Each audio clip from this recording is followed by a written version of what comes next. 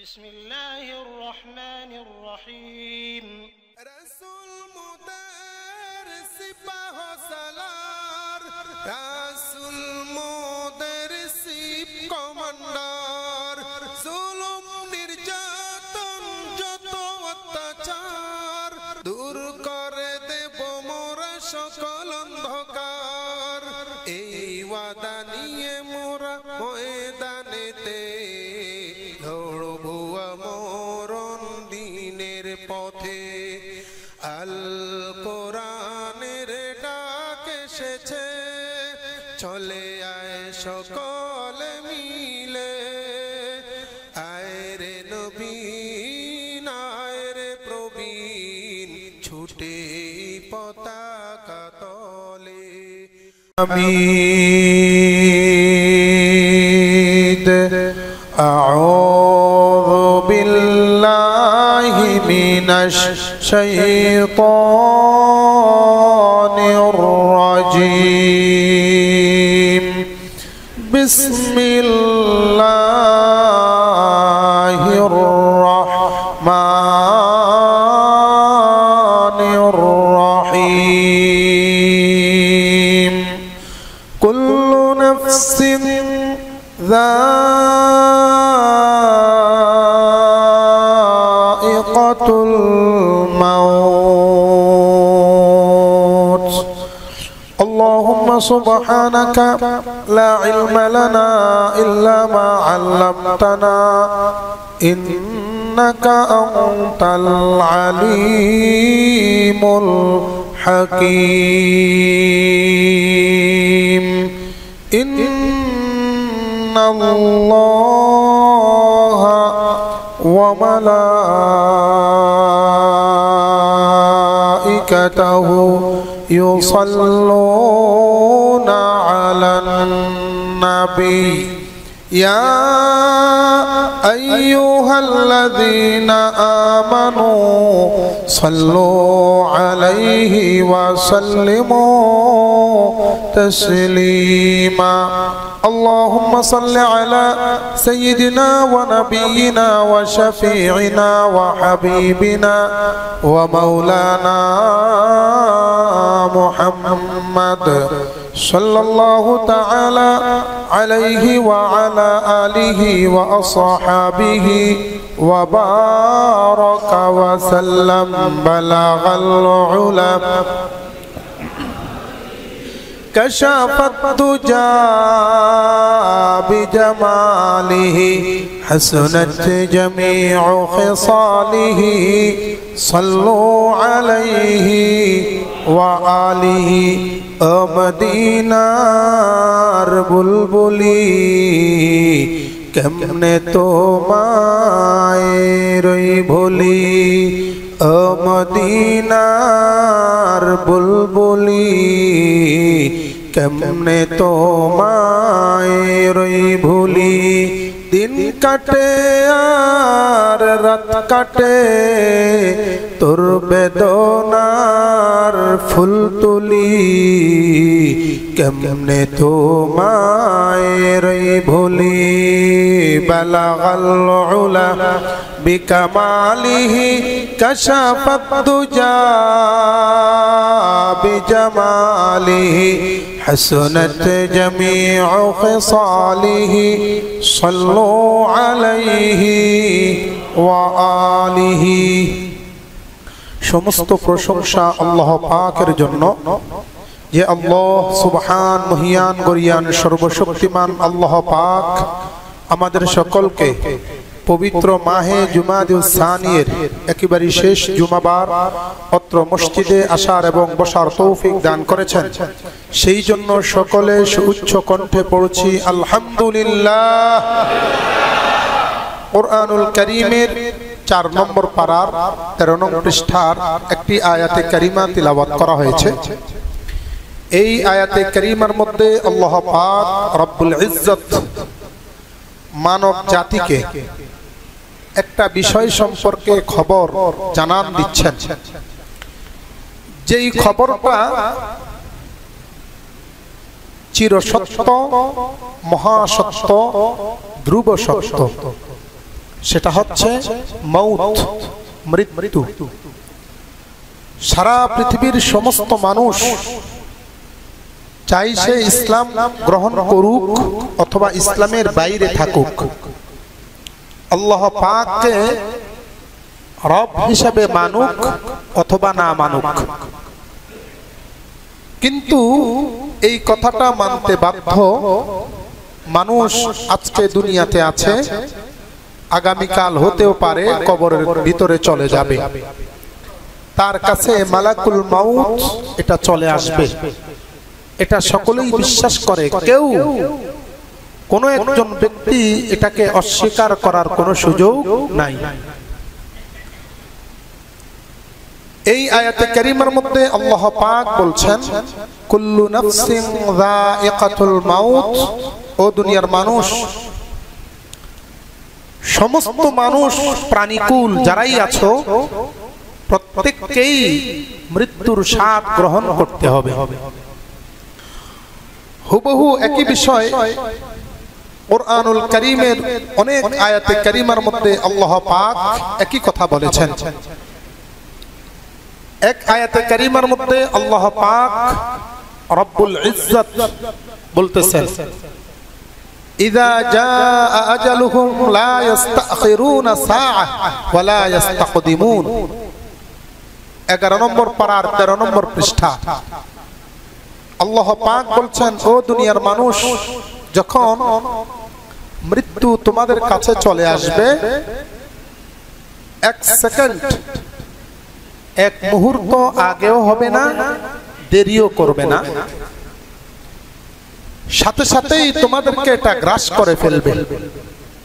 আল্লামা ইবনু কাসির রাহমাতুল্লাহি আলাইহি এই আয়াতে কারিমার ব্যাখ্যা করতে গিয়ে 13 নম্বর পার 11 নম্বর পারার 13 নম্বর পৃষ্ঠা এই আয়াতে কারিমার ব্যাখ্যা করতে গিয়ে তিনি একটা ছোট্ট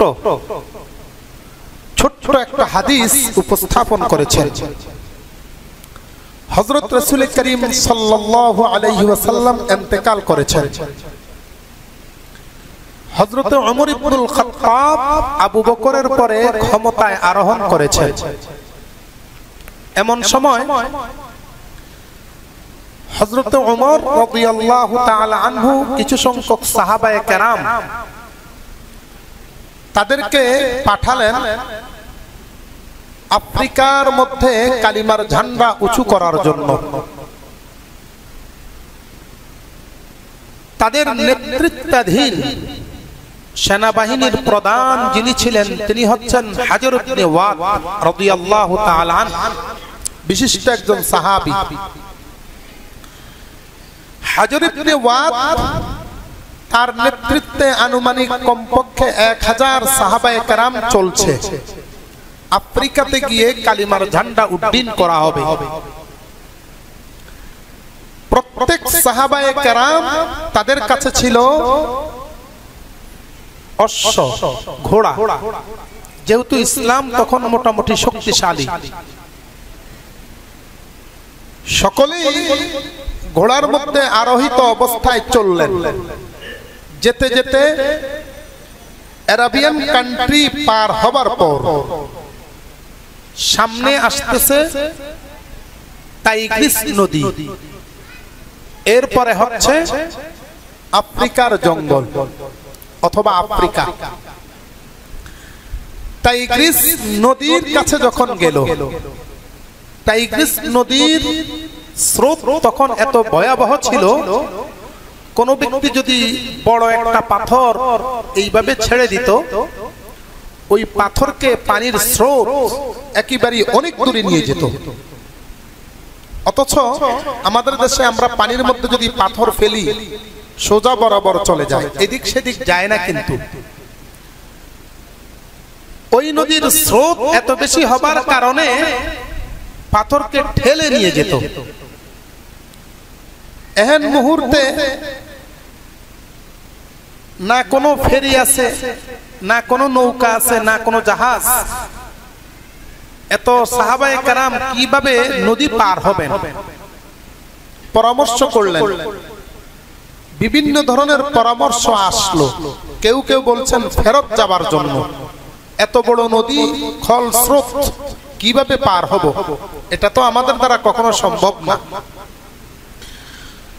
হযরত হাজর ইবনে ওয়াদ রাদিয়াল্লাহু তাআলা আনহু হঠাৎ করে এই আয়াতে কারীমার কথা মনে পড়ে গেল। আল্লাহ পাক রব্বুল ইজ্জত বলেছেন, ইযা জাআ আজালুহুম লা ইস্তাখিরুনা সাআহ ওয়া লা ইস্তাকদিমুন। যখন মৃত্যু চলে আসবে, এক মুহূর্ত আগেও না, এক মুহূর্ত পরেও না। আমি যদি বাড়িতেই চলে যাই, তাহলে মৃত্যু যদি আমার আসার এই মুহূর্তে, তাহলে এখনই আসবে। আর আমি যদি নদী পার হতে যাই, মৃত্যু যদি না আসার, তাহলে আমি এই পানির স্রোতের কারণে আমি মারা যাব না। এই কথাটা যখন ওনার মনে আসলো, আল্লাহ পাক তার ঈমানি শক্তি কি পরিমাণ দিয়ে দিলেন। সমস্ত যোদ্ধাদেরকে তিনি ঘোষণা দিলেন, ও আল্লাহর নবীর কিছু সংখ্যক সাহাবীরা, ও মুজাহিদিনে কেরামরা, শুনে রাখো, আল্লাহ পাক যেহেতু এই আয়াতে কারিমায় বলে দিয়েছেন মৃত্যু আগে হতে পারে না, পরেও হতে পারে না, অতএব মৃত্যুকে ভয় করা চলবে না। চলো আমরা যাচ্ছি আল্লাহ পাক রব্বুল ইজ্জতের দ্বীনকে উদ্দিন করার জন্য।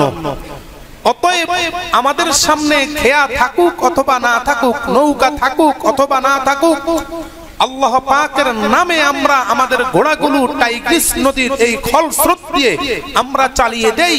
আল্লাহ পাক আমাদেরকে ওপারে যাওয়ার ব্যবস্থা করে দিবেন। ইতিহাস সাক্ষী, হযরত হাজর ইবনে ওয়াদ রাদিয়াল্লাহু তাআলা আনহু বক্তব্য দেওয়ার পরে সমস্ত সাহাবায়ে কেরামের ঈমানটা বলিয়ান হয়ে গেল, ঈমান তরতাজা হয়ে গেল। সকলের ঈমান আল্লাহ পাকের উপর সুদৃঢ়ভাবে আঁকড়িয়ে ধরলো, দেরি করলো না। আল্লাহর উপর তাওয়াক্কুল করে প্রত্যেকের ঘোড়াগুলো টাইগ্রিস নদীর উপর চালিয়ে দিল। যেই নদীর খলস্রোতের কারণে পাথর পর্যন্ত দূরে চলে যেত, আল্লাহর কসম সমস্ত সাহাবায়ে কেরামের ঘোড়াগুলো বরাবর ওই নদী পার হয়ে আফ্রিকার মধ্যে চলে গেল। একজন সাহাবীর একটু ক্ষতিও হলো না, আহত হলো না, কোন ধরনের ক্ষতিগ্রস্ত কাউকে হতে হলো না। আল্লাহ পাক রব্বুল ইজ্জত কাউকে মৃত্যু দেন নাই, কেবলমাত্র ঈমান বলিয়ান হওয়ার কারণে। এই জন্য বলা হয় কাল কিয়ামত দিবসে আল্লাহ রব্বুল আলামিন বান্দাদেরকে যখন জান্নাত দান করবেন, দুইটা জিনিস দেখা হবে। এক নাম্বার দেখা হবে ঈমান, বান্দার ঈমানটা কি পরিমাণ ভালো আছে, কি পরিমাণ শক্তিশালী আছে। যেই বান্দার ঈমানটা বড় শক্তিশালী হবে, আল্লাহ রাব্বুল আলামিন ওই ঈমানদারকে বলবেন, ঈমানদার দেরি করো না, বিদ্যুতের মতো দ্রুত আমার জান্নাতে ঢুকে পড়ে যাও। আর যদি ঈমান এটার সাথে যদি আমল আখলাকও ভালো থাকে, আমল আখলাকও যদি ভালো থাকে, আমল যদি তার যথাযথভাবে হয়, বিনা হিসেবে জান্নাত দিবেন কে? জোরে বলেন কে? আল্লাহ রাব্বুল আলামিন জান্নাত দান করবেন। তবে শর্ত হলো আমল আখলাক ভালো থাকতে হবে, ঈমানটা বলিয়ান হতে হবে। ঈমান ছাড়া কাউকে জান্নাত দেওয়া হবে না। এই জন্য কোরআনুল কারীমের ৩ নম্বর পারার ২০ নম্বর পৃষ্ঠার ৫ নম্বর লাইনের মধ্যে আল্লাহ তাআলা বলতেছেন, وَمَن يَبْتَغِي غَيْرَ الْإِسْلَامِ دِينًا فَلَن يُقْبَلَ مِنْهُ ওয়া হুয়া ফিল আখিরাতি মিনাল খাসিরিন। যেই ব্যক্তি ইসলাম ছাড়া অন্য কোনো ধর্মকে অবলম্বন করবে, কালিমা গ্রহণ করবে না, কালিমা ছাড়া বিকল্প পথ গ্রহণ করবে, বাহ্যিকে যত বড় লোক হোক, বাহ্যিকে যতই চেহারা সুন্দরওয়ালা হোক, আল্লাহ রাব্বুল আলামিন বলতেছেন কাল কিয়ামত দিবসে ঈমান না থাকার কারণে সোজা ফেরাউন নমরুদ আবু জাহেলের সাথে জাহান্নামে চলে যাবে। নাউযুবিল্লাহ। এই জন্য ঈমানকে বড় মজবুত করা, ঈমানকে বড় মজবুত করা, তাও আবার মৃত্যুর আগে। আল্লাহ পাক রব্বুল আলামিন 4 নম্বর পারার 2 নম্বর পৃষ্ঠার প্রথম লাইনে বলতেছেন, ইয়া আইয়ুহাল্লাযীনা আমানুত্তাকুল্লাহা হাক্কা তুকাতিহ, ও ঈমানদারেরা আল্লাহ তাআলাকে ভয় করো, আল্লাহ তাআলার সাথে তাকওয়া অবলম্বন করো। হাক্কা তুকাতিহ, যেইভাবে ভয় করার দরকার পরিপূর্ণ রূপে ভয় করো। ওয়ালা তামুতুন্না ইল্লা ওয়া আনতুম মুসলিমুন, আর তোমরা খবরদার তোমরা মৃত্যু বরণ করো না মুসলমান না হওয়া ছাড়া। মুসলমান হও তবেই মৃত্যু বরণ করো, মুসলমান হইবা না, মুসলমান না হওয়া ছাড়া কবরে যাও না। বলতে পারেন কারণটা কি? মিশকাতুল মাসাবিহ নামক হাদিসের কিতাব 2 নম্বর খণ্ডে কিতাবুন নিকাহের পরে আল্লাহর হাবিব সাল্লাল্লাহু আলাইহি ওয়াসাল্লাম থেকে হযরতে আবু হুরায়রা বর্ণনা করেছেন, একটা ব্যক্তি যখন মারা যাওয়ার সময় যখন হয়ে যায়, হযরতে আজরাইল আলাইহিস সালাম মালাকুল মাউত, তার জন্য কাজ হলো মানুষকে মৃত্যু দেওয়া, মানুষের জান কবজ করা। তার নেতৃত্বাধীন অনেকগুলো ফেরেশতা থাকে, ফেরেশতাদেরকে পাঠানো হয়, আমার অমুক গ্রামের অমুক ব্যক্তি মারা যাবে, ওই লোকটাকে একটু দেখে আসো, পর্যবেক্ষণ করে আসো, কি হালত, কোন অবস্থায় রয়েছে। তখন ফেরেশতারা আসে, ফেরেশতারা এসে দেখতে পায় ওই লোকটার পাশে একটা মেসওয়াক আছে, ওই লোকটার ঘরের ভিতরে কোরআনুল কারীম আছে। কোরআনুল কারীম দৈনিক সকাল বেলায় তেলাওয়াত করে, বিকাল বেলায়ও তেলাওয়াত করে, দেখতে পায়। আবার দেখে সুন্নতি লেবাস পর্যন্ত তার ঘরের ভিতরে আছে। ফেরেশতারা এসে দেখে তার ঘরের ভিতরে আল্লাহর নবীর সুন্নতের সমস্ত সরঞ্জামাদি আছে। এইগুলো পর্যবেক্ষণ করে লিখিত আকারে আল্লাহ তাআলার দরবারে নিয়ে যায়। মাওলা গো, ও মাওলা, তোমার অমুক বান্দা তার হালতে সুন্নতি জীবন ধারা, তোমার অমুক বান্দা সব সময় সুন্নতের সাথে লেগে থাকতো, তোমার অমুক বান্দা সারা জীবন কোরআনুল কারীম তেলাওয়াত করেছে। আল্লাহ তাআলা ওই ডকুমেন্টস দেখেন, দেখার পরে আজরাইলকে অর্ডার করেন, আজরাইল আমার বান্দার রূহ কবজ এমন ভাবে করো, কলস থেকে পানি পড়লে যেই রকম আরাম ভাবে পানি পড়তে থাকে, কোন ধরনের ব্যাগ পেতে হয় না। আমার বান্দার রূহটাকে কবজ করে এমন ভাবে নাও যেন আমার বান্দা এক মুহূর্তের জন্য মৃত্যুর কষ্ট অনুভব করতে না পারে। এই অবস্থাটা আমারও আসবে, আপনারও আসবে। আসবে কিনা? নাকি এমন কেউ আছে যে কারো আসবে না? এরকম তো কেউ নাই। ও ভাই, আজকে আমি জওয়ান, একটু খেয়াল করেন, আজ থেকে 60 বছর আগে অথবা 50 বছর আগে আপনি ছোট্ট মানুষ ছিলেন। আমি মাঝে মাঝে বলে থাকি, আমি যখন দুনিয়াতে আসছি ছোট্ট মানুষ, আমার মা আমাকে আদর করতো, বাবাও আদর করতো, আত্মীয় স্বজন সকলে কোলে নিয়ে চুমু দিত। এমন একটা দিন চলে আসছে, ওই দিন যদি বাবা মা দুইজনে পরামর্শ করে যদি চিন্তা করত এই সন্তানকে খাওয়ানোর দরকার, এই সন্তানের চিকিৎসা বাবদের টাকার দরকার, এই সন্তানের ঘর বাড়ি দরকার হবে, সামনে অনেক টাকা ব্যয়বহুল খরচ, চলো দুইজনে মিলে আমরা তাকে গলা টিপে হত্যা করে ফেলি, পারতো কিনা? কথা বলেন না কেন? পারতো। তারপরেও মাওলা, আমার দয়ার মাওলা মা বাবার ভিতরে এমন একটা মহব্বত সৃষ্টি করে দিয়েছেন, এমন একটা মহব্বত দিয়ে দিয়েছেন, যার কারণে মা বাবার মাথায় টেনশন কাজ করত, মেয়েটাকে বিবাহ শাদী দিতে হবে, অথবা এই মেয়েটা সিরিয়ালে 7 নম্বর, কয়টা মেয়েকে বিবাহ দেব।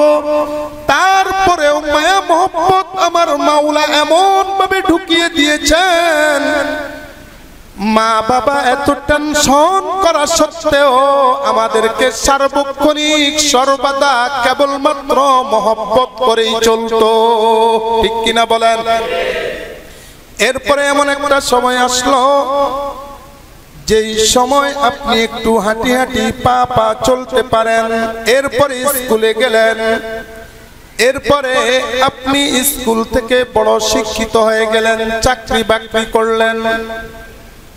চাকরি বাকরি অবস্থায় আপনার নেতৃত্বাধীন নিচের মানুষগুলোর উপর কত না পাওয়ার খাটাইলেন, কত পাওয়ার আপনি খাটাইলেন, কখনো বা কাউকে বহিষ্কার করে দিলেন, কখনো বা কারো থেকে সুদ ঘুষ ইত্যাদি গ্রহণ করেছেন। কাজ করবেন না, সরকারি অফিসার আপনি কাজ করবেন না, টাকা দিলে কাজ করবেন। আবার কখনো বা কারো উপর অন্যায়ভাবে জুলুম নির্যাতন করেছেন। এমন একটা দিন আসলো, যেই দিন আপনি সম্পূর্ণরূপে সরকারিভাবে আপনি রিলিজ হয়ে গেলেন, সরকারি চাকরি করতে পারবেন না। খেয়াল করবেন, যেই সমস্ত মানুষগুলো রিটায়ার্ড হয়ে যায়, এক ধরনের কেমন জানি বলা যায় দুনিয়া থেকে অর্ধেকের উপর তিনি অবসর গ্রহণ করেছেন, ঠিক কিনা বলেন? অনেক মানুষ রিটায়ারমেন্টকে আমি দেখেছি রিটায়ার্ড হওয়ার আগ পর্যন্ত দাড়ি পাকে নাই, রিটায়ার্ড হয়ে গেছে তারপরে দাড়ি পেকে গেছে। কারণটা কি? ভয় ঢুকে গেছে, ভয় ঢুকে গেছে। সরকার আমাকে রিলিজ দিয়েছে, জানি না মাওলাই করিম কবে জানি দুনিয়া থেকে আমাকে রিলিজ দিয়ে দেয়। বড় ভয় ঢুকে গেছে। ও ভাই, এরপরে আপনি দৈনিক ফজরের নামাজ, আসরের নামাজ, যোহরের নামাজ, সব ওয়াক্ত নামাজ মসজিদে এসে পড়েন, মসজিদে নামাজগুলো আদায় করেন। এমন একটা দিন আসবে যেই দিন আপনি হয়তো বা ফজরের নামাজে আসতে পারবেন না, বাকি 4 ওয়াক্ত নামাজে আপনি মসজিদে আসেন। এরপরে এমন একটা দিন আসবে যেই দিন আপনি এশার নামাজ আসতে পারেন না, বাকি 3 ওয়াক্ত নামাজে আসতে পারতেছেন। মুসল্লিরা আপনাকে দেখলে বলে, ভাই এতদিন পর্যন্ত ফজরেও আসতা, এশার নামাজেও আসতা, গত 1 মাস পর্যন্ত দেখতেছি কোন নামাজে আসেন না, কারণটা কি? আমার মাজা ব্যথা, আমার এই রোগ সেই রোগ, ফজরের নামাজের পরে অন্ধকার থেকে আসতে পারি না, চোখে দেখি না। এর অর্থ হলো আপনি আস্তে আস্তে কবরের দিকে যাচ্ছেন, আস্তে আস্তে কবর আপনাকে শুধুমাত্র ডাকতেছে, বান্দা দুনিয়ার মধ্যে হাল তামাশা অনেক কিছু করেছিস, এইবার আমার সময়, এতদিন তোর সময় ছিল, এখন আমার সময়, এখন আমার সময়, তোকে আস্তে আস্তে আমার দিকে ডেকে আনবো। এরপরে এমন একটা সময় চলে আসবে বন্ধু, মাগরিবের নামাজ আপনি পড়তে পারেন না, দিনের বেলার নামাজগুলো পড়েন, যোহর আসর পড়েন, আরেকটা সময় চলে আসবে যোহর আসরও পড়তে পারেন না। ঘরের ভিতরে আপনি এই রুম থেকে ওই রুমে যান, এই রুম থেকে ওই রুমে আপনি আসা যাওয়া করেন, মগর আসা যাওয়া করেন ঠিক, কিন্তু দাঁড়িয়ে দাঁড়িয়ে ঘরের ভিতরেই নামাজ পড়েন। এরপরে আরেকটা সময় আসবে যে ঘরের ভিতরে আপনি নামাজ পড়েন ঠিক, কিন্তু এক রুম থেকে আরেক রুমে যাইতে পারেন না। এরপরে আরেকটা সময় আসবে আপনি এক রুম থেকে আরেক রুমে যাওয়া বন্ধ হয়ে গেছে, আগে দাঁড়িয়ে নামাজ পড়তেন, এখন বসে বসে নামাজ পড়েন। কিছুদিন পরে আপনার বসে বসে নামাজ পড়াটাও বন্ধ হয়ে যাবে। এরপরে আপনি এইবার চিত হয়ে শুয়ে আছেন, যখন ঘরের লোকেরা আপনাকে জিজ্ঞেস করে নামাজ পড়বেন নাকি, যদি আপনার হুঁশ থাকে তখন আপনি বলবেন আমি নামাজ পড়ব। এমন একটা দিন চলে আসবে যেই মুহূর্তে আপনার হুঁশ থাকবে না, আপনার ঘরের মেহমানরা, আপনার ঘরের লোকেরা জিজ্ঞেস করবে নামাজ পড়বেন নাকি, নামাজ কোন জিনিস, আপনার জ্ঞান থাকবে না। হয়তো বা আপনার জবান থেকে বের হয়ে যাবে নামাজ আবার কোন জিনিস, নামাজ তো বুঝি না, অথচ সারা জিন্দেগি বার আপনি নামাজ পড়েছেন। এইবার আত্মীয় স্বজন আসবে, ফল ফ্রুট নিয়ে আপনাকে মুখের মধ্যে দিয়ে দিবে। কেউ বা বলবে বাবা আমাকে আপনি চিনেন নাকি, কেউ বা বলবে মা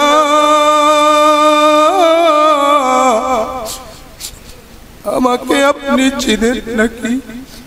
কখনো বা জবাব দিবেন, আবার কখনো বা জবাব দিবেন না, কখনো বা জবাব দিবেন, কখনো বা জবাব দিবেন না।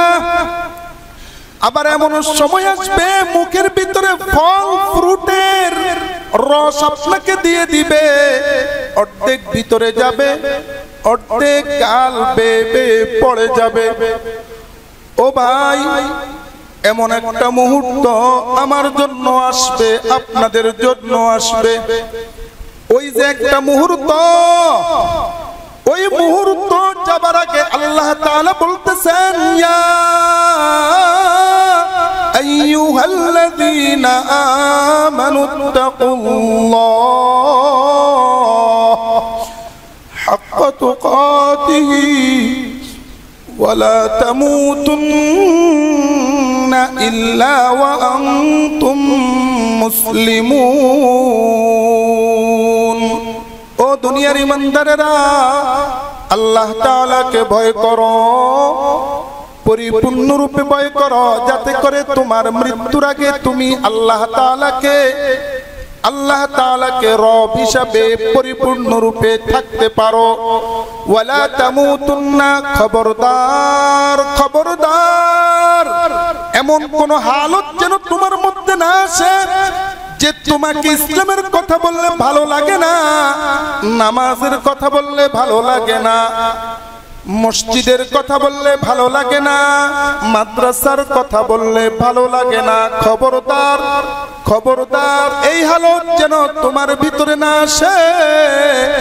আল্লাহ তাআলা বারবার বলে দিতেছেন, হুবহু একই সিস্টেম আপনার মধ্যে যখন চলে আসবে, এই মুহূর্তে হযরতে আজরাইল আলাইহিস সালাম তিনি লোকটাকে পাঠিয়ে দিবেন, তার নেতৃত্বাধীন ফেরেশতাকে পাঠিয়ে দিবেন, ফেরেশতা যা অমুক এলাকার মধ্যে অমুক ব্যক্তি বুড়া মানুষ হয়ে গেছে, তার মৃত্যুর সময় চলে আসছে, মৃত্যুর সময় চলে আসছে, যে জানটা কবজ করে নিয়ে আয়, জানটা কবজ করে নিয়ে আয়। ফেরেশতারা আসবেন, জানটাকে কবজ করে নেবেন। আল্লাহর নবী সাল্লাল্লাহু আলাইহি ওয়াসাল্লাম হাদিসে পাকের মধ্যে বলেছেন যেই ব্যক্তি আল্লাহ তাআলাকে বড় মহব্বত করবে, আল্লাহ তাআলাকে রব হিসেবে মেনে নিতে পারবে, আল্লাহ তাআলাকে পরিপূর্ণরূপে মাবুদ হিসেবে মেনে নিতে পারবে, আল্লাহর নবী বলেছেন ওই লোকটাকে হযরতে আজরাইল আলাইহিস সালামের মাধ্যমে তার রূহটাকে তস্তরির মধ্যে নেওয়া হবে। ইল্লিয়িন নামক একটা জায়গা আছে, যেই জায়গাটা একেবারে আরশ আযীমের নিকটবর্তী। কুরআনুল কারীমের সূরা মুতাফফিফিনের মধ্যে আল্লাহ তাআলা ইল্লিয়িন সম্পর্কে আলোকপাত করেছেন, ওয়ামা আদরাকা মা ইল্লিয়িন। ইল্লিয়িন কোন জিনিস ও নবী আপনি জানেন নাকি? এই ইল্লিয়িন জায়গাটা জান্নাত নয়, তবে জান্নাতের একটা অংশ, জান্নাতের সাথে সম্পর্ক আছে, জান্নাতের সাথে একটু অ্যাটাচড আছে। কোন ব্যক্তি যদি ইল্লিয়িন নামক জায়গার মধ্যে যায়, ওই লোকটা এমন ভাবে ঘুমাবে কাল কিয়ামত দিবসে যখন আল্লাহ তাআলা কিয়ামত কায়েম করে দিবেন, তখন ওই ঘুমন্ত ব্যক্তি বলবে আমার ঘুমটা ডিস্টার্ব করেছো কেন? সুবহানাল্লাহ। ওই ইল্লিয়িন নামক জায়গাতে যাইতে রাজি আছেন নাকি? জোরে বলেন, রাজি আছেন? যদি রাজি থাকেন মাদ্রাসার সাথে সম্পর্ক রাখতে হবে, যদি রাজি থাকেন মসজিদের সাথে সম্পর্ক রাখতে হবে, যদি রাজি থাকেন কুরআনুল কারীমের সাথে সম্পর্ক রাখতে হবে, যদি রাজি থাকেন হাদিস শরীফের সাথে সম্পর্ক রাখতে হবে। ঠিক কিনা বলেন? ঠিক বিকল্প হিসাবে আল্লাহর নবী মুহাম্মদুর রাসূলুল্লাহ সাল্লাল্লাহু আলাইহি ওয়াসাল্লাম হাদিসে পাকের মধ্যে ইরশাদ করেছেন, লোকটা যদি খারাপ হয়, জীবনে কখনো নামাজ পড়ে নাই, জীবনে মসজিদের সাথে সম্পর্ক রাখে নাই, জীবনে কোনো ভালো কাজ করে নাই, জীবনে সামাজিক কোনো মানুষের উপকারও করে নাই, আল্লাহর নবী বলতেছেন ওই লোকটাকে এমন ভাবে রূহটা কবজ করা হবে। কুরআনুল কারীমের ৮ নম্বর পারার ১৪ নম্বর পৃষ্ঠার ৭ নম্বর লাইনের মধ্যে আল্লাহ তাআলা বলতেছেন, হাত্তা ইয়ালিজাল জামালু ফি সামিল খিয়াত।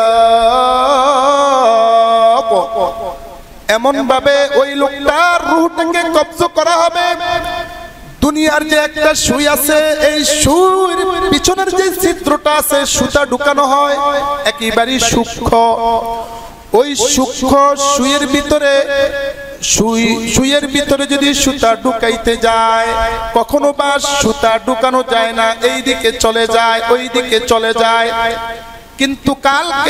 কিন্তু মৃত্যুর সময় আল্লাহ রাব্বুল আলামিন কোন ব্যক্তি যদি ওই সুইয়ের পিছন দিক থেকে যদি কোন উটের মাথা যদি ঢুকাতে চায়, তাহলে ঢুকানো সহজ হবে নাকি? অনেক কঠিন হবে। উটের মাথা কিন্তু অনেক মোটা বড়। আল্লাহ তাআলা বলতেছেন উটের মাথাটা এটার ভিতরে ঢুকানো যেই রকম কঠিন, যত বড় কষ্ট হবে, একজন নাফরমান ব্যক্তির জানটা কবজ করবেন আল্লাহ তাআলা, ওই মুহূর্তে ওই নাফরমান ব্যক্তির মৃত্যুর সময় এর চাইতে বেশি কষ্ট হয়ে যাবে। নাউযুবিল্লাহ।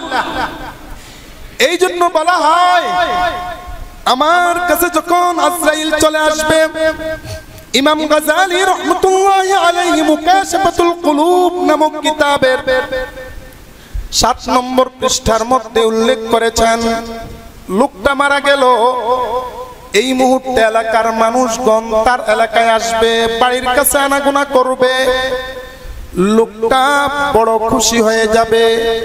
আমি যদিও মারা গেছি, তাতে কি হয়েছে, তাতে কি সমস্যা? কত হাজার হাজার মানুষ আমার বাড়ির কাছে আনাগোনা করতেছে, সবাই তো আমার বন্ধু, সবাই তো আমার হিতাকাঙ্ক্ষী, সবাই তো আমাকে বড় ভালোবাসে। গোসল দেওয়া শেষ, সাদা কাপড় পরানো হবে। এইবার সাদা কাপড় পরানো শেষ, আস্তে আস্তে তাকে জানাজার কাছে নেওয়া হবে। জানাজায় যখন হাজার হাজার মানুষ কাতার ধরে ধরে তার জন্য দোয়া করবে, ওই মুহূর্তে মৃত ব্যক্তি আরো বেশি খুশি হয়ে যাবে। এত লক্ষ লক্ষ মানুষ, এত হাজার হাজার মানুষ আমার জন্য দোয়া করার জন্য দাঁড়িয়ে গেছে, এটা তো আমার খুশির বিষয়, এটা তো আমার বড় আরামদায়ক বিষয়, আরামের খবর। একটু পরে দেখবে জানাজা শেষ, 3 ভাগের 2 ভাগ মানুষ চলে গেছে, 1 ভাগ মানুষ তাকে এমন জায়গায় নিতেছে যেই জায়গায় মাথার উপর সূর্য থাকা অবস্থায় যেতে ভয় পাইতো, এমন একটা জায়গায় নেওয়া হচ্ছে। লোকটা এই মুহূর্তে একটু মনটা খারাপ হয়ে যাবে, এতগুলো লোক আমার জন্য জানাজার নামাজ পড়েছে, এখন কেন লোকগুলো চলে গেল? একটু পরে নাকি আবার আমাকে যারা কবরের দিকে নিয়ে যাচ্ছে তারাও চলে যাবে নাকি? এই টেনশনে লোকটা হাউমাউ করে কাঁদতে থাকবে। এরপরে যখন কবরের কাছে যাবে, কবরের মধ্যে লোকটাকে নামানো হবে। লোকটা ওই মুহূর্তে বুঝতে পারবে কবরের উপরে সমস্ত মানুষ রয়ে গেল, কেবলমাত্র 3টা ব্যক্তি কবরের মধ্যে নেমে গেছে। ওই মুহূর্তে লোকটা আরো বেশি বেশি লোকদেরকে বকা দিতে থাকবে, ও বন্ধু, তোকে বড় বন্ধু বানিয়েছিলাম, ও ভাই, তোকে বড় আপন মনে করেছিলাম, ও ভাই, তোর সাথে কত সময় নষ্ট করেছিলাম, তোকে কত সময় দিয়েছিলাম, কিন্তু তুই আজকে আমাকে রেখে চলে যাচ্ছিস, আমাকে রেখে চলে যাচ্ছিস, কারণটা কি? তোরা তো ভালো না, আমার জন্য ভালো না। এই লোকটাকে কবরের ভিতরে ঢুকানো হবে, আস্তে আস্তে বাঁশ দেওয়া হবে। বাঁশ যখন দেওয়া হবে, ওই মুহূর্তে আস্তে আস্তে তার কবরের অবস্থাটা একেবারে অন্ধকারের দিকে আসবে। ওই মুহূর্তে হাউমাউ করে কাঁদতে থাকবে। যেই 3 জন ব্যক্তি আমার জন্য নেমেছিল, ওদেরকেও তো দেখতেছি না, কারণটা কি? ঠিক সেই মুহূর্তে কবরের পাশ দিয়ে তার সম্পূর্ণ ঢেকে দেওয়া হবে। এইবার পূর্ণরূপে অন্ধকার। লোকটা বড় টেনশন, এইবার আমার অবস্থা কি হবে? কাউকে তো দেখা যায় না, কেউ তো আমার সাথে নাই, এখন আমার কি অবস্থা হবে, কোন হালত হবে? আল্লাহর কুদরত। মিশকাতুল মাসাবিহ নামক হাদিসের কিতাবু ফাযাইল তিলাওয়াতিল কুরআন, এর মধ্যে হযরত আনাস রাদিয়াল্লাহু তাআলা আনহু থেকে হাদিস বর্ণিত হয়েছে, আল কুরআন হুজ্জাতুল লাকা আও আলাইক। কোরআন তোমার পক্ষে কথা বলবে, ওকালতি করবে, আর না হয় কোরআনুল কারীম তোমার বিরোধিতা করে তোমাকে জাহান্নাম পর্যন্ত পৌঁছায় দিবে। এই জিনিসটা ঠিক ওই লোকটা যখন বাঁশ দিয়ে ঢাকা হয়ে যাবে, লোকটার কাছে আর কেউ নাই, আল্লাহর কুদরত। ওই মুহূর্তে লোকটা দেখতে পাইবে 2টা নূর তার 2 পাশে ঝলমল করতেছে। লোকটা বড় খুশি হবে, খুশি হলেও মনে বেদনা, মনে বড় কষ্ট। নূর 2টাকে বলবে তুমি কে? বলবে আমি হচ্ছে তোমার নামাজ। আরেকটা নূরকে জিজ্ঞেস করা হবে তুমি কে? আমি হলাম তোমার কোরআনুল কারীম। দুনিয়ায় থাকা অবস্থায় কোরআনুল কারীম পড়েছো, দুনিয়ায় থাকা অবস্থায় তুমি কোরআনকে মহব্বত করেছো, দুনিয়ায় থাকা অবস্থায় কোরআনের সাথে সম্পর্ক রেখেছো, কোরআনের বিরোধিতা যারা করেছে তাদের প্রতিবাদ করেছো। এই জন্য আমি এসেছি। নামাজ বলবে তুমি তাহাজ্জুদের নামাজ পড়েছো, তুমি 5 ওয়াক্ত নামাজ শীতের মধ্যে ওযু করে পড়েছো, জামাতের সাথে পড়েছো। এই জন্য আল্লাহ তাআলা তোমার তেলাওয়াত, তোমার নামাজগুলোকে আমাদেরকে নূর বানিয়ে তোমাকে পাহারা দেওয়ার জন্য পাঠিয়ে দিয়েছেন। কিন্তু মন তুষ্ট না, মন বড় পেরেশান। বলবে একটু আগে আমার লক্ষ লক্ষ হাজার হাজার বন্ধু ছিল, ওরা চলে গেছে, একটু পরে বুঝি তোমরাও চলে যাবা, সম্ভবত তোমরাও একটু পরে চলে যাবা। ওই মুহূর্তে আল্লাহর কুদরতে কোরআনুল কারীম এবং নামাজ তাকে অভয় দিয়ে বলবে, তুমি ভয় পেও না, ভয় পেও না, ওরা হচ্ছে তোমার সাময়িক বন্ধু। আর আল্লাহ তাআলা আমাদেরকে তোমার জন্য জান্নাত পর্যন্ত নিয়ে যাওয়ার দায়িত্ব দিয়ে দিয়েছেন। এই জন্য আল্লাহ তাআলা কোরআনুল কারীমের মধ্যে বলে দিয়েছেন, মৃত্যু বরণ করো না মুসলমান না হওয়া পর্যন্ত, মৃত্যু বরণ কইরো না মুসলমান না হওয়া পর্যন্ত। মুসলমান হও, তারপরে তুমি মৃত্যুতে চলে আসো। এই একই অবস্থা আল্লাহর নবীর শানেও ঘটেছে। আমি সম্ভবত কয়েক সপ্তাহ আগে বলেছিলাম, আল্লাহর নবী যখন অসুস্থ হয়ে গেছেন, মারা যাবেন, মাদারিজুন নবুওয়াহ সেই কিতাবের 7 নম্বর খণ্ডের 352 নম্বর পৃষ্ঠার মধ্যে উল্লেখ আছে, আল্লাহর নবী যখন মৃত্যুর দ্বার প্রান্তে পৌঁছে গেছেন, মৃত্যু হয়ে যাবে, হযরতে ফাতেমা রাদিয়াল্লাহু তাআলা আনহা আল্লাহর নবীর কাছে বসা, একবার কাঁদেন, আরেকবার বাবার জন্য দোয়া করেন। বাবা বুঝি দুনিয়া থেকে চলে যাবে, বাবা বুঝি দুনিয়া ছেড়ে চলে যাবে। হযরতে ফাতেমা বসা, আল্লাহর নবী যেদিন ইন্তেকাল করবেন সোমবার দিন, ওই দিন আল্লাহর নবীর ইন্তেকালের পূর্ব মুহূর্তে একবার জ্ঞান আসে, আরেকবার তিনি অজ্ঞান হয়ে যান। একবার তিনি জ্ঞান থাকে, আরেকবার তিনি অজ্ঞান হয়ে যান। এমন সময় আল্লাহর নবীর ঘরের মধ্যে একটা লোক এসেছিল, কৃষক ব্যক্তি, এসে বলতেছে, আসসালামু আলাইক ইয়া আহলাল বাইত, ও ঘরওয়ালারা তোমাদের উপর সালাম। হযরতে ফাতেমা চিন্তা করলেন, লোকটা বুঝি ঘরের ভিতরে ঢোকার জন্য অনুমতি চাইতেছে, কেননা কারো ঘরের ভিতরে ঢুকতে হলে সালামের মাধ্যমে অনুমতি নিতে হয়।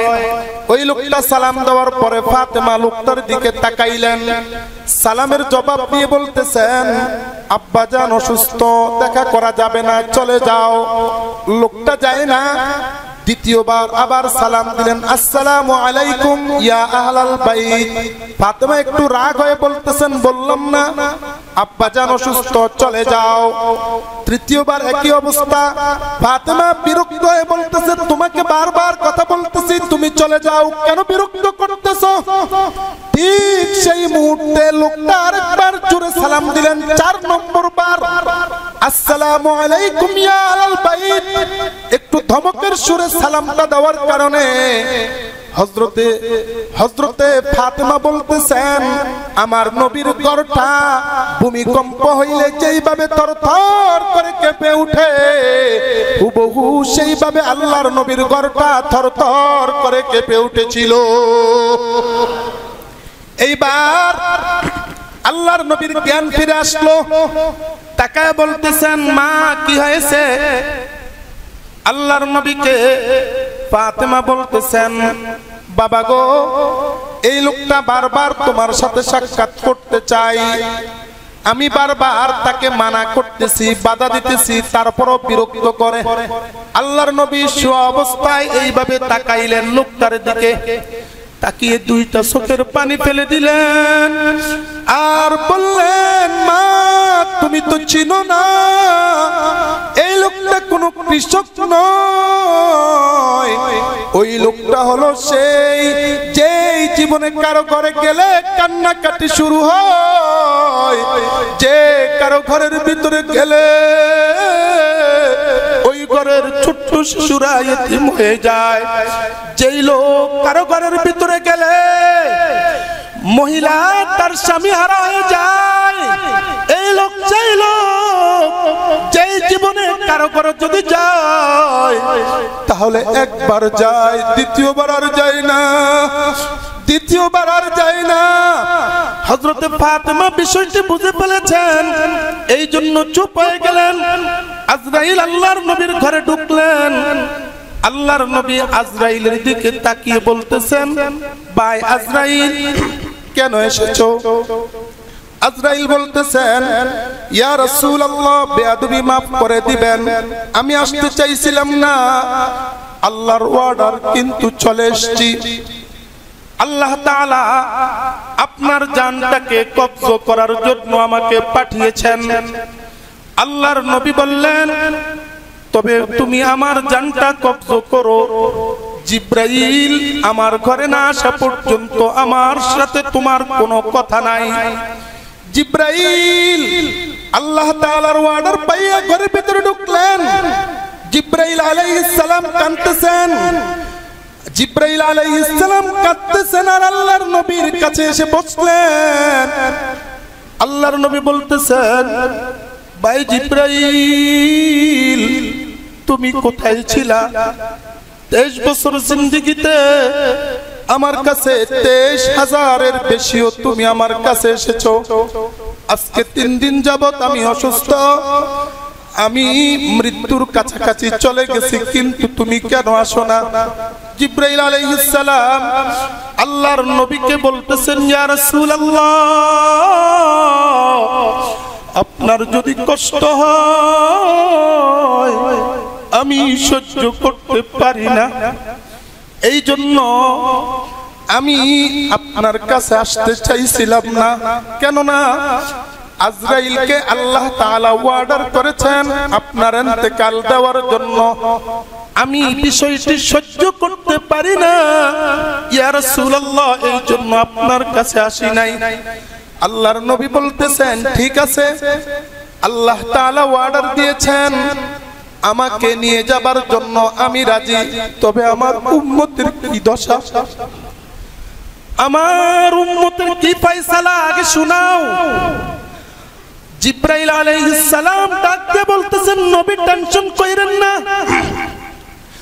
আপনার জন্য একটা ফয়সালা দেওয়া হয়েছে। কয় কি ফয়সালা?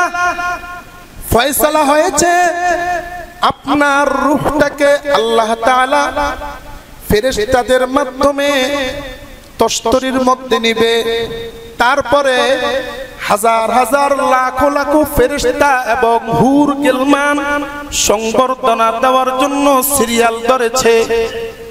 আপনার রূহটাকে ওই সংবর্ধনা দিতে দিতে ইল্লিয়িন নামক স্থান পর্যন্ত পৌঁছায়া দিবে।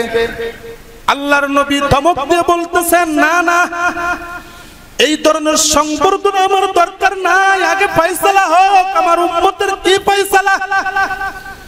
হযরত জিব্রাইল আলাইহিস সালাম সেই মুহূর্তে আল্লাহর নবীকে একটা কথাই বললেন, ওগো নবী, আল্লাহ তাআলা একটা ফয়সালা দিয়েছেন। কই কি ফয়সালা? এখনো পর্যন্ত কাল কিয়ামত দিবসে কেউ জান্নাতে যায় নাই, কোন নবী জান্নাতে যায় নাই, কোন শহীদ ব্যক্তি জান্নাতে যায় নাই, কোন ওলি আল্লাহ জান্নাতে যায় নাই।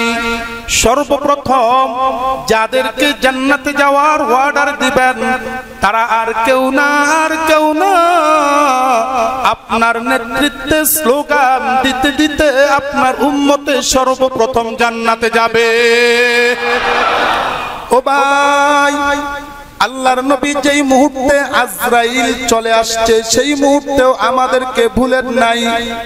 আমাদের জন্য কি উচিত হবে যে আমরা আল্লাহর নবীকে ভুলে যাব? এটা উচিত হবে। এই জন্য আজকে একটু ওয়াদা করতে হবে। কি ওয়াদা? কি ওয়াদা?